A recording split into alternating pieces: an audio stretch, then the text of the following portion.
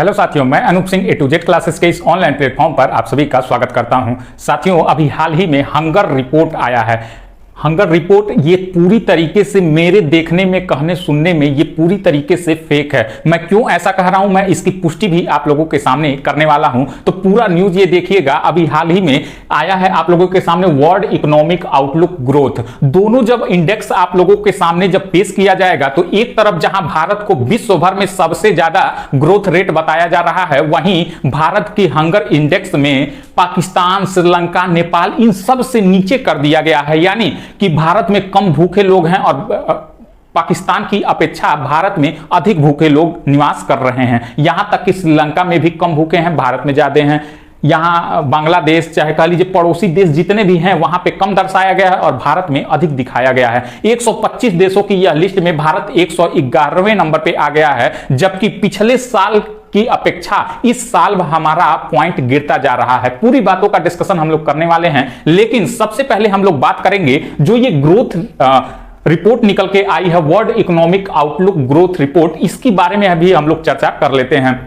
साथियों, इसको समझना बहुत ही जरूरी है, क्योंकि ये हंगर इंडेक्स आप लोगों के सामने जब ये आएगा, किस बिहाफ पर इसको दिया जाता है, ये जब आप इसे जान पाएंगे तो आप भी हमारी ही जुबान बोलेंगे कि यह फेक है। क्योंकि यह लिस्ट चुनाव में बहुत ही कह लीजिए कि प्रयोग किया जाता है। ये चुनाव मुद्दा बन गया है आजकल, क्योंकि इसका जो सूचकांक है ये भारत का गिरता चला जा रहा है। खैर, आइए अब हम लोग जानते हैं वर्ल्ड इकोनॉमिक आउटलुक ग्रोथ।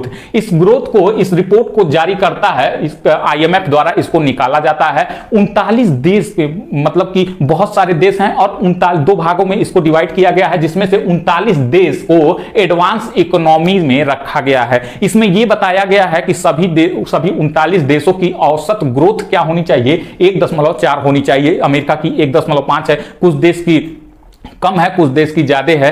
तो इसमें खैर एडवांस इकोनॉमी में 39 देश रखे गए हैं। यानी यहां पे इंफ्रास्ट्रक्चर की बात कर लीजिए, साथ ही साथ हॉस्पिटलिटी की बात कर लीजिए, या फिर हंगर की बात कर लीजिए।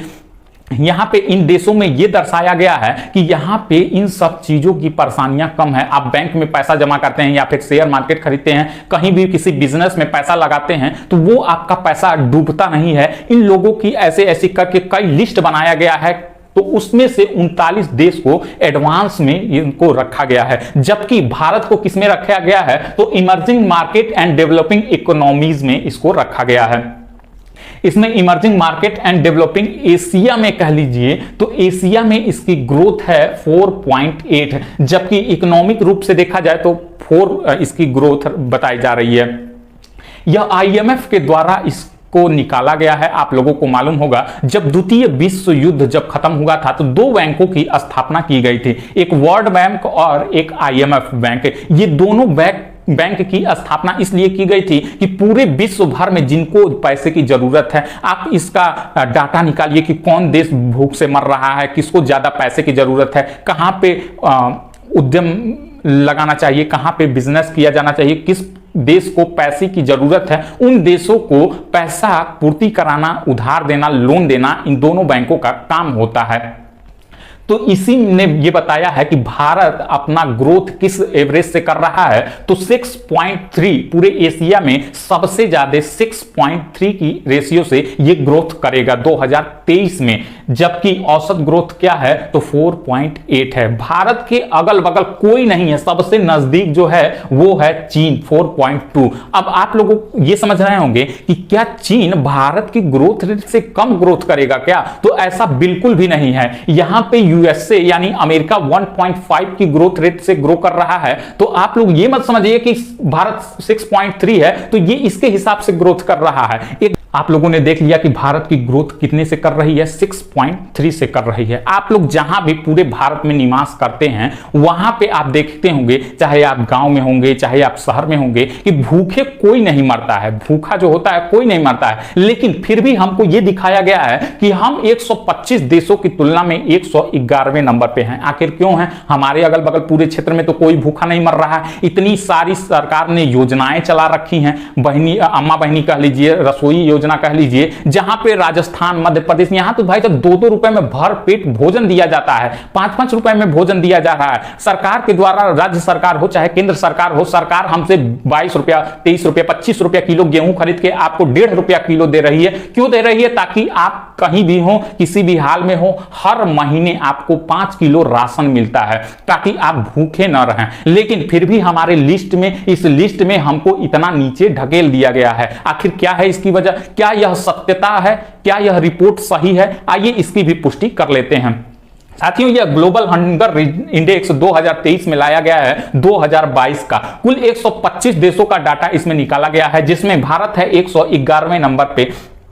इसको कुल कितने अंक मिले हैं? तो 28.7 अंक मिले हैं। ये पिछले हिसाब से, पिछले सालों की तुलना में आप देखेंगे 2021 में 101वें नंबर पे था, 2022 में 107वें नंबर पे था, लेकिन 2023 में 111वें नंबर पे ये हो गया है। लगातार इसकी रेटिंग क्या हो रही है? गिरती जा रही है, जबकि सरकार के द्वारा इतनी सारी योजनाएं, चाहे राज्य सरकार हो चाहे केंद्र सरकार हो, किसी को भूखा नहीं रहने देना चाहती है, फिर भी हम लोगों को नीचे ठेल दिया गया है। इसमें कितनी सत्यता है ये जरा देख लीजिए। जहां पे अन्य हमारे पड़ोसी देश कितने पे हैं? पाकिस्तान 102, बांग्लादेश 81, नेपाल 69 और श्रीलंका 60, ये हमसे ऊपर हैं। यानी ये कह लीजिए कि इसमें यदि 0 नंबर मिलता है तो वो अच्छा माना जाता है, जितना ही ज्यादा नंबर मिलता है उतना ही इसमें खराब माना जाता है। जैसे मान लीजिए कि 9.9 से कम यदि नंबर मिल रहा है तो उस देश में स्थिति अच्छी बनी हुई है। यदि 10 से 19.9 के बीच में हमको अंक मिल रहा है तो उस देश की स्थिति सामान्य है, और यदि 20 से 34.9 का अंक हमको मिल रहा है तो उस देश में स्थिति गंभीर बनी हुई है। यही हमको मिला है 28.7, किसमें आ जाएगा? गंभीर। हमारी हालत क्या बताई जा रही है? गंभीर बताई जा रही है, जबकि ये हमको नहीं लगता कि ये सही है। खैर, अभी बताते हैं कि ये किस बिहार पे बताया गया है। जहां पे 35 से 49.9 अगर अंक मिलता है, इनके बीच में मिलता है, तो यह स्थिति चिंताजनक बताई जाती है। साथ ही साथ अगर 50 से ज्यादा अंक मिल रहा है तो बेहद ही चिंताजनक ये बात है कि हमारा देश भुखमरी का टोटली शिकार हो गया है। खैर, इसकी गणना 4 आधारों पर किया जाता है। वो 4 आधार कौन कौन से हैं? तो पहला है अंडर नॉरिशमेंट। ये क्या होता है? अब इसमें समझने की बात है। ये अगर हम कहें तो कुल अगर 300 का है तो 1/3 अंक इस पे मिल जाता है, 1/3 अंक इस पे मिल जाता है। फूड एंड एग्रीकल्चर ऑर्गेनाइजेशन ये क्या करता है?